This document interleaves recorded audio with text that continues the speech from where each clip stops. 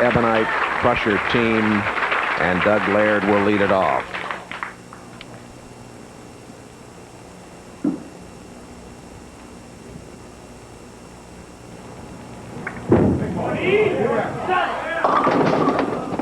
Ended up a little high.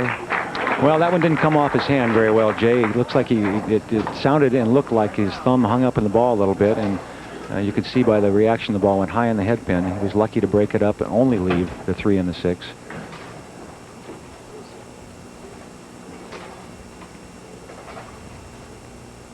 Now we're going to go cross lane at this. He's going to use a lot of ball speed. He doesn't want the ball to hook very much. And made a liar out of me. Hooked it a little more than... Hooked it a lot more than I thought he would. You thought. And here's another look at that strike delivery. Now watch how the ball kind of hangs on his hand and goes high up in the air when it leaves his hand. And you can see that he really lofted it. There's a good shot of it right there. That's great camera work, guys. You can see the ball well out in the lane. He didn't want that. Not quite that much.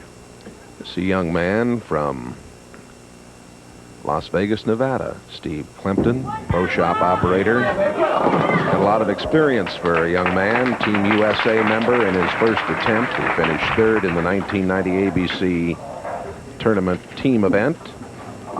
Clumpkin, just 22 years old, and I understand he's enrolling at Wichita State, where they have that great bowling program headed up by Gordon Vatican.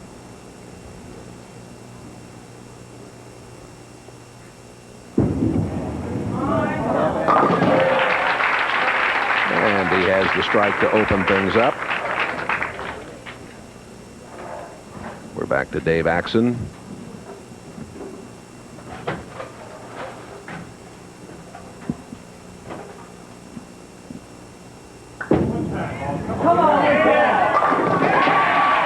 Strike for Axon of Kelley's Pro Shop. Kelley's Pro Shops has their hands full right here, and there's another look at that last shot. He gets a lot of side turn on the ball. You can see the rotation that goes into the pin area, and that keeps the ball on line. It doesn't grip the lane when it's spinning. That keeps the ball from overhooking, and it's why he's such an accurate player. But what I mean by having their hands full, here's maybe the best amateur bowler in the country. Right here, Joe Vito. And it doesn't get any easier as you go down through the lineup for the Ebonite Crusher team. Joe Vito Buenrostro, 35 years old, is one of the top amateurs in the nation. And a big strike for him, and now we're back to Jay Watts.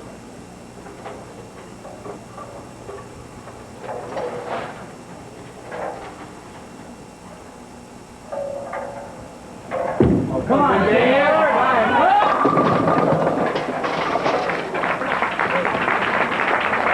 A 3-10 lead for Watts. And you know, if you really concentrate on his game and look at it from the side as he goes to the foul line, normally he's not quite this fast with his feet, and that was a little case of nerves. Even though they've already bowled a 2-game match, I think he was a little nervous on that first shot, and he got there a little quicker than he wanted to, and made him pull the ball. And he leads the 10. Old friend of ours, Tom Williams of the Dallas Morning News, here covering this event. Tom's been around forever. Yeah, Joe Gennaro from the Bowling News is here. Charles Kleins from the Fort Worth Star-Telegram. You look at Chad Murphy. Murphy, 21 years old, who is a student at Wichita State University. Member of their team, relatively new to top-flight tournament competition as this young man, and he wasn't very pleased with that toss.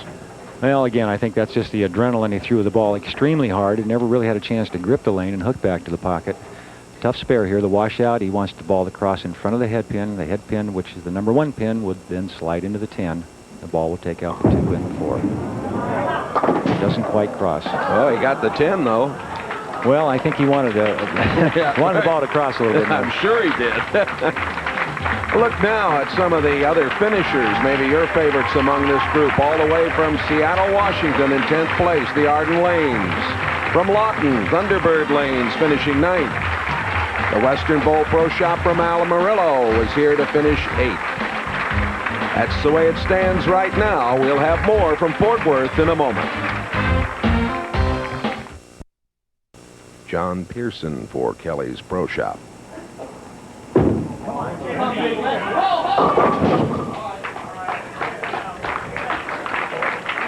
John has kind of an unusual style. He looks relatively fundamentally sound going to the foul line, but what John tries to do is skid the ball very long, and the way he does that is he gets his shoulders forward and then kind of pushes the ball into the lane, and that makes the ball go long before it grips, and that's why he's playing the angle he is inside and trying to keep the ball on line there.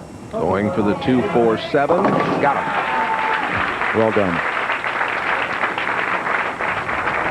We'll take a look at the form here, and now watch how the shoulders get forward. You see he starts in that position. He keeps the shoulders forward. He has a low knee bend, and he kind of pushes the ball in the lane. Doesn't get the big hard lift that most of the players get nowadays. Now we look at Danny Broadway, the first look at one of the better left-handers in the country. He's been a touring player on the national tour, and he's always been tough in the clutch, Jay. And like I said, it doesn't get any easier as you go through the lineup here for the Crushers. They are very strong, maybe the strongest team we've seen so far in the National Bowling Challenge. Now, that's just my opinion, but... No, I would agree with you. They have a great depth of talent. Broadway from Houston, Texas. Tom Kelley Jr.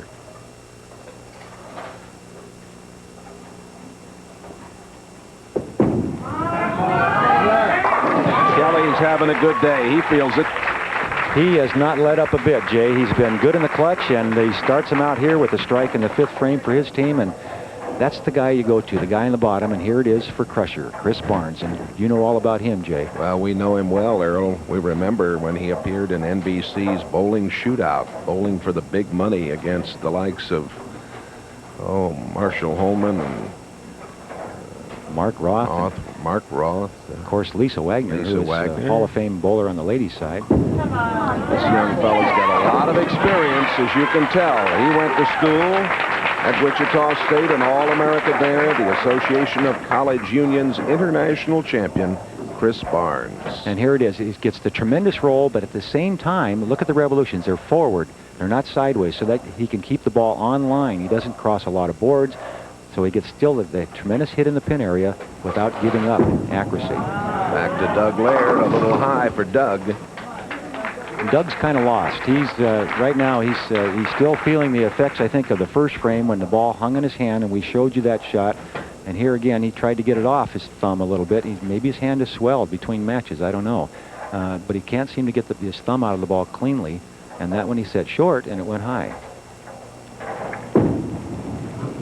Good call. Very nice. And the Crusher team not letting up. They're putting some pressure on.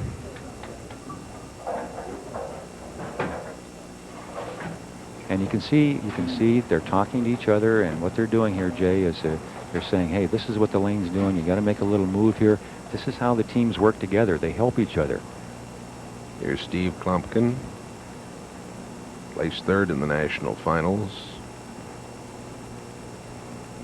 1990. Smooth release. And a bad break there, Jay, because with the urethane balls that the players are using, that's where you want to hit the pocket. You want to hit the pocket light. In other words, just get a piece of that head pin and let the pins mix. And here's a look at it. Now watch the ball as it enters the pocket area. Good heavy roll. Head pin goes to the wall, but it doesn't kick out the 7, which normally it would. Probably 9 out of 10 times that would be a strike, but this time it wasn't. The 7 pin, he'll go a lot of ball speed at this. Try not to hook it a lot. Remember, all you got to do is hit it. You don't have to throw a strong ball. Just like that. Well done.